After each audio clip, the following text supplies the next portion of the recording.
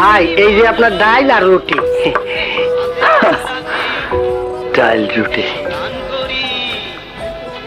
ভার্সিটির যে পরিস্থিতি দেখতেছি তাতে এখন স্টুডেন্ট পরিচয় দিতেই আমার লজ্জা লাগতেছে।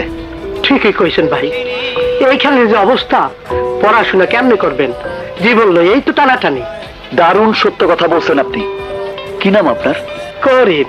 দেখেন করিম ভাই, আমাগো রাজত্বে অভাব অনটন আর অগো রাজত্বে ভয়ঙ্কর ত্রাস, এটা কেমন রাজনীতি?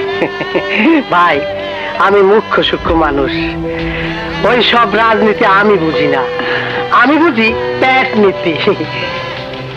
তবে ভাই আপনার একটা কথা কইতে চাইছিলাম। বলেন। সবাই তো ডিম মাংস দিয়া নাস্তা খায়, আর আপনি খালি ডাল দিয়ে খান কেন? আমার সেই সামর্থ্য নাই। আমার মায়ের মাইনসের বাসায় কাজ কইরা বহু কষ্টে আমার লেখাপড়া করাইতেছে।